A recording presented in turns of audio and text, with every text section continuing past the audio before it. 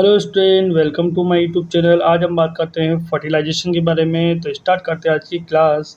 Fertilisation क्या होता है? इसमें एक ही प्रक्रिया, एक ऐसी प्रोसेस होती है जिसमें मेल गैमेट्स और फीमेल गैमेट्स मैच्योर होते हैं और आपस में फ्यूज़ होकर फर्टिलाइजेशन की प्रोसेस को कंप्लीट करते हैं। जो लास्ट में जो रिज़ल्ट मिलता है उसे हम जाइगोट्स बोलते हैं। ओके, और यह जाइगोट आगे जाकर डेवलपमेंट होता है, किसमें? एम्ब्रियो में डेवलपमेंट हो जाता है। अब डायग्राम के माध्यम से आपको समझाते हैं ये कैसे। ये आपको बड़ी सी सेल लग रही है, उसे उसे फीमेल गैमेट्स बोलते हैं।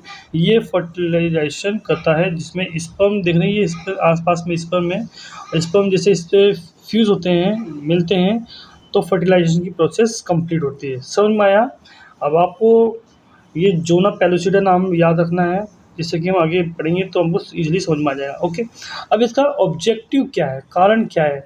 मेन है कि फर्टिलाइजेशन प्रोसेस कंप्लीट होती है तो इस फीमेल एग या जाइगोट जो एग बनता है, मैच्योर एग, उसके माध्यम से एम्ब्रियोन बोले तो बच्चे का डेवलपमेंट होता है। ओके, और क्या होता है? क्रोमोसोम्स, जो भी क्रोमोसोम इसमें जब फर्टिलाइजेशन होता है तो क्रोमोसोम्स भी होते हैं।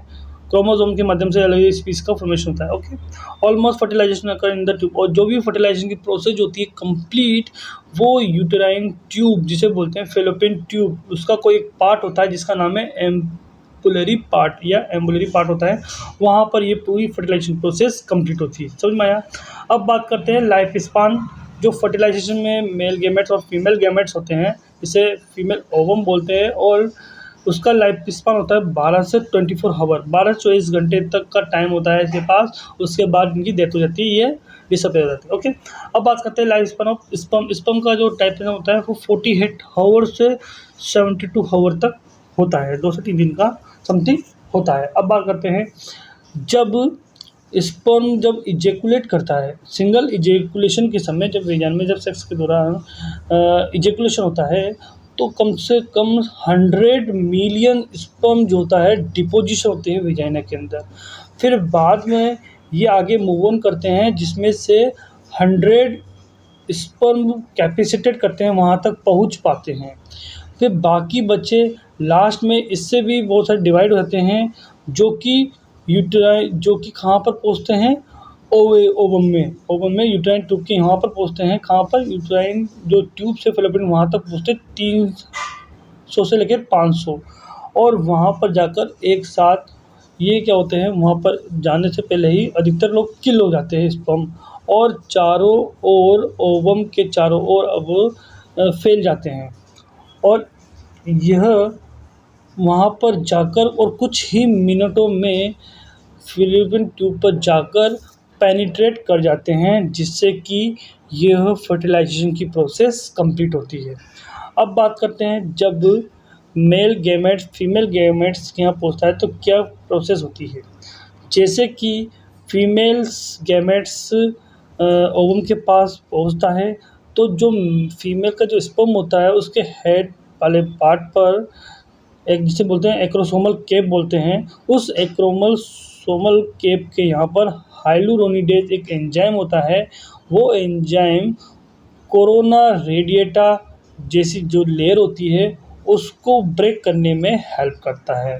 ओके, जैसे कि रेनिट्रेशन ऑफ द जोना पेलुसिडा। ये जोना पेलुसिडा मैंने आपसे बोला था कि वो डायग्राम में जोना पेलुसिडा है, जो याद कर इम्पोर्टेंट है।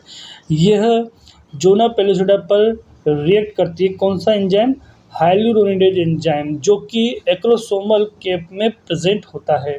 जैसे ही जोना पेलुसिडा की ओर स्पर्म आता है और वो एंजाइम रिलीज करता है, जिससे कि यह एंजाइम जोना पेलुसिडा की लेयर को ब्रेक कर देता है, और स्पर्म इजीली क्या करता है?